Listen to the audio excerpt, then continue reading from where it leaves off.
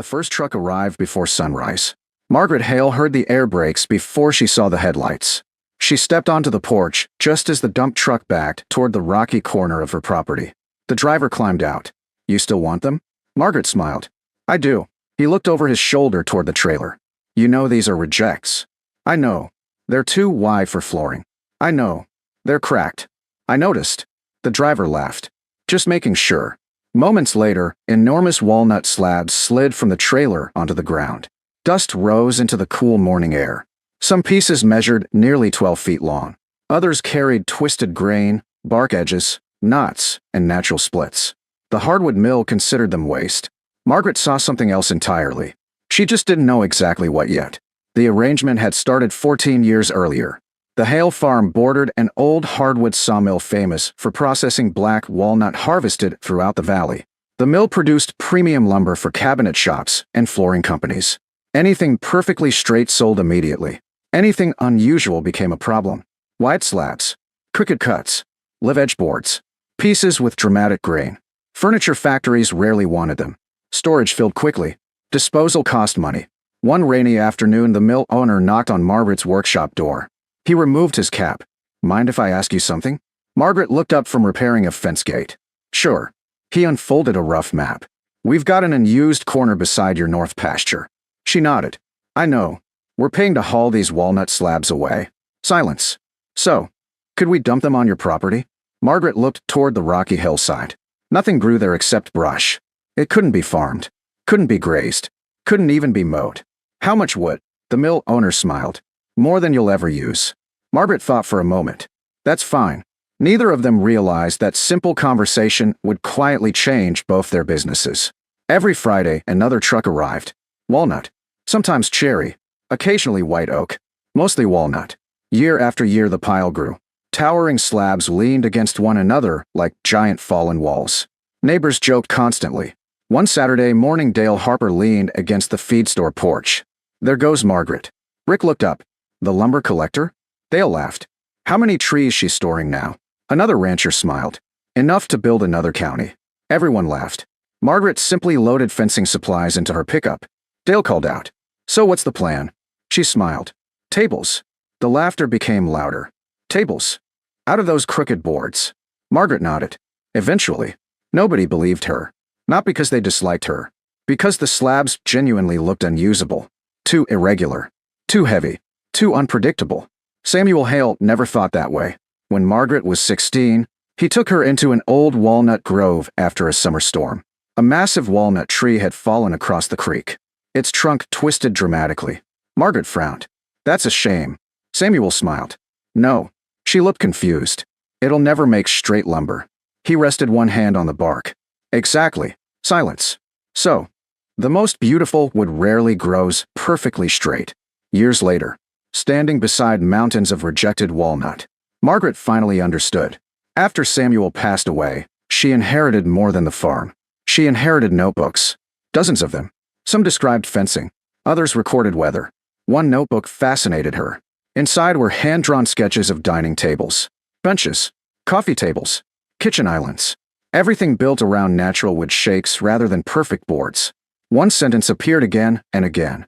"Never force the tree to become something it wasn't." Margaret read that notebook hundreds of times. The slab pile continued growing. One winter evening, Nathan walked into the equipment shed. Margaret sat surrounded by woodworking books, furniture magazines, joinery diagrams. Wood samples covered the bench. Nathan smiled. "You're doing it again." She looked up. "What?" "The books." Silence. "The books. They always mean you're planning something expensive." Margaret laughed. "Probably." Nathan picked up one walnut slab. Dark chocolate grain shimmered beneath years of weathered dust. "You know." He brushed away loose bark. "This is beautiful." Margaret nodded. "The mill throws it away." Nathan looked toward the enormous pile outside. "They're crazy." Margaret smiled. "I hope they stay that way." The following spring she enrolled in weekend woodworking classes nearly 80 miles away. Most students built cabinets. Margaret didn't. She asked different questions. How do live edges move? How do you stabilize natural cracks? How do you flatten giant slabs? The instructor noticed immediately. "You planning custom furniture?" Margaret smiled. "Maybe." For almost 2 years she practiced. Cutting, planing, sanding, Finishing. Making mistakes. Lots of mistakes. The first dining table wobbled. The second cracked. The third developed warped legs. Nathan quietly stored each failure in the barn. Keeping souvenirs? Margaret smiled. Lessons. By the 15th table something changed. Everything fit naturally. The grain flowed uninterrupted. The live edges remained untouched. The table looked less manufactured than discovered. Exactly the way Samuel's sketches suggested. One autumn the county hosted its annual artisan market. Margaret rented the smallest booth available. One walnut dining table. 2 benches. A coffee table. Nothing else. Visitors stopped constantly. They touched the silky finish. Ran their hands across the natural bark edges. Asked where she found such unusual walnut. Margaret always answered honestly. The sawmill froze it away. Most people laughed, assuming she joked. By closing time she had sold nothing. Nathan helped load everything into the trailer. They liked it. Margaret sighed. They didn't buy it. Nathan smiled. They'll remember it. A month later a landscape architect called. He had photographed Margaret's booth. One client wanted a dining table unlike anything sold in furniture stores. Could Margaret build it? She hesitated, then answered, yes. The project took 7 weeks. One enormous walnut slab. Steel legs. Natural finish. Nothing artificial. When installation day arrived, the homeowners stood silently around the completed table. One finally whispered, "It feels alive." Their interior designer happened to photograph the room. Those photographs eventually reached a regional architecture magazine. Instead of focusing on the house, the editor focused on the table. Specifically its story. Rejected walnut. Farm workshop. Handcrafted furniture. The article generated unexpected attention. Orders slowly increased. Then doubled again. One afternoon the hardwood mill owner stopped beside Margaret's workshop. Inside, craftsmen carefully sanded another massive walnut slab. Outside, finished tables waited for shipment. He looked toward the towering pile of rejected lumber. Then back toward the workshop. You know? Margaret smiled. What? We've been paying to dump your inventory for 14 years. She laughed softly. It certainly looks that way. A week later, a luxury interior designer from another state drove onto the farm. She spent nearly 3 hours studying Margaret's furniture, then walked outside to the enormous slab pile. She rested one hand on a weathered walnut slab. Finally she smiled. I've got a question. Margaret folded her arms. Go ahead. The designer looked across the endless rows of stacked walnut. Have you ever considered building furniture for homes outside this state?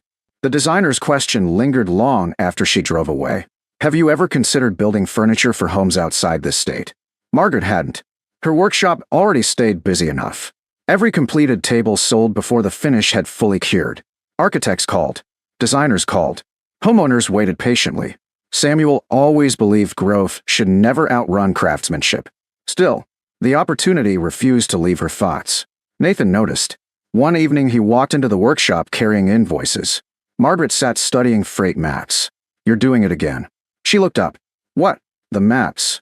Silence. The maps. Nathan smiled. They usually mean another big idea. Margaret laughed softly. They usually do. 3 months later she accepted the designer's invitation. Not to open a showroom. Not to build a factory. Simply to display 5 handcrafted walnut pieces at a luxury home design exhibition in North Carolina. Each piece required careful planning. The dining tables couldn't simply be loaded onto a truck. Every leg, every steel bracket, every tabletop received custom crates built inside the workshop. Nathan inspected the final shipment. If these survive the drive, he smiled. Everything else will. The exhibition hall overwhelmed Margaret. Imported Italian furniture, luxury lighting, designer kitchens, marble from around the world, professional marketing teams. Her display looked simple. One enormous live-edge walnut dining table, a matching bench, coffee tables, console tables. Nothing flashy, only wood. Visitors stopped almost immediately. Not because the furniture shouted for attention, because it didn't. One woman slowly ran her fingertips across the natural live edge. You left the bark line. Margaret nodded. The tree already designed it. The woman smiled. I've never heard anyone say that.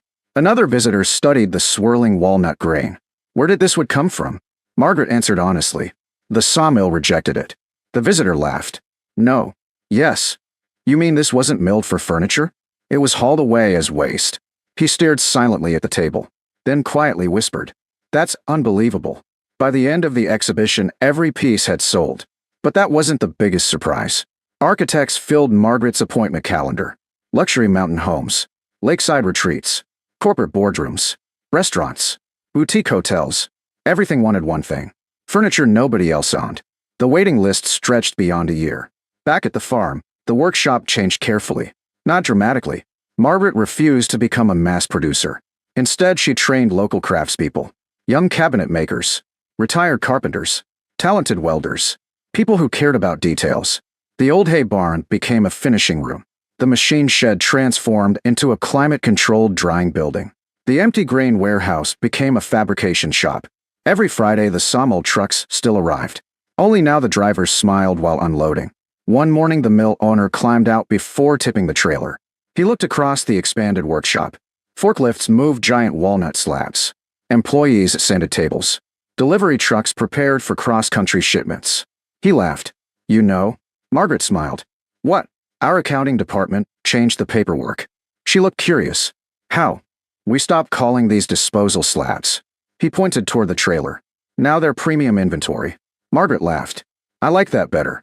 A year later, a nationally respected interior design magazine published a feature. The headline covered 2 pages. "The farm that turned rejected walnut into heirlooms." Readers loved the story. The photographs captured dramatic contrasts. One page showed rough walnut slabs stacked beside the pasture. The next revealed elegant dining tables inside luxury homes overlooking oceans, mountains, and vineyards. Orders increased again. Nathan walked into the office holding another stack of contracts. "We've got another problem." Margaret smiled. "What?" "We're booked 18 months out." She laughed. "I suppose that's a good problem." "It is." Silence. "But it's still a problem." Instead of expanding endlessly, Margaret created something different. Every table received a numbered brass plate beneath the surface. Each certificate identified the original slab, the approximate age of the walnut tree, the county where it grew, the year the sawmill rejected it. Customers loved knowing the story behind their furniture. One homeowner wrote, "Dinner conversations always begin with the table." Margaret smiled when she read the letter. Samuel would have liked that. The greatest surprise came from the Hardwood mill itself. The company invited Margaret to speak during its annual employee meeting. Sawmill workers filled the warehouse. Log buyers, machine operators, sawyers, truck drivers. Everyone attended. The mill owner introduced Margaret with a smile. "For years." He paused. "We thought we were giving away scrap." Laughter filled the room. He continued. "Turns out we were delivering the finest furniture wood we had." The employees applauded. Several drivers laughed because they remembered hauling those slabs for years. One admitted, "I thought she'd burn them." Margaret smiled. So did most people. After the meeting, the sawmill officially changed its grading system. Instead of separating unusual slabs as waste, workers carefully stacked exceptional live-edge pieces, still rejected for commercial lumber, but no longer treated as worthless. The partnership benefited everyone. The mill reduced disposal costs. Margaret gained a reliable inventory. Local loggers received better value for unusual trees. Waste almost disappeared. One autumn afternoon, Dale Harper visited the workshop. He slowly walked between rows of finished furniture.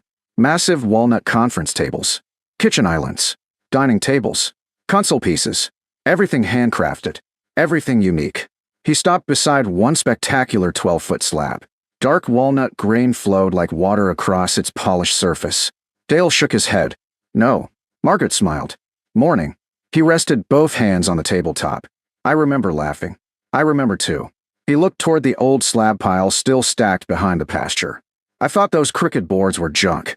"They looked that way." Silence. "They weren't." "No." Long pause. "They were your inventory." Margaret smiled. "They always were." Several months later, a luxury hospitality company commissioned furniture for 12 boutique lodges. The project became the workshop's largest contract ever. Dozens of local craftspeople worked together. Every dining table matched naturally. Yet no two looked identical. Guests immediately noticed. Travel magazines featured the lodges. Many articles mentioned the furniture before describing the buildings. One editor wrote, "The tables feel less like furniture and more like preserved pieces of the forest." Margaret quietly clipped the article, then placed it inside Samuel's old notebook, exactly where he would have kept it. One evening, Nathan stood beside Margaret, overlooking the pasture. The setting sun illuminated rows of walnut slabs, still waiting patiently. Beyond them stood the expanded workshops. Employees locked the doors before heading home. Delivery trucks prepared for morning departures. Nathan folded his arms. You know what still bothers me? Margaret smiled. What? They laughed every Friday. Yes. For 14 years. I know. They couldn't see it. Margaret walked toward one weathered walnut slab, delivered only days earlier. She brushed away years of dusty saw marks, then wiped a little mineral oil across the grain. Instantly, the wood transformed. Deep chocolate browns, golden ribbons, rich swirling figure. The hidden beauty seemed almost impossible to believe. Nathan smiled. Grandpa would have loved that. Margaret nodded. He already did. She rested one hand gently on the slab. You remember what Samuel always said? Nathan looked over. What? Don't force the tree to become something it wasn't. The evening breeze moved quietly across the farm. For 14 years, trucks had backed into one forgotten corner of Margaret Hale's property and unloaded walnut slabs nobody wanted. The mill saw disposal costs. Neighbors saw firewood. Most people saw crooked boards too awkward to use. Margaret saw stories trapped inside every piece of wood. She never tried to erase the knots. She never cut away the live edges. She simply revealed the beauty that had always been there. By the time her furniture filled luxury homes across the country, people called her an extraordinary craftswoman. Margaret disagreed. She believed the trees had done the extraordinary work decades before. She had simply refused to throw them away. And in the end, the greatest thing the sawmill ever delivered wasn't walnut. It was the opportunity hidden inside every slab that everyone else believed was only worth dumping behind a pasture.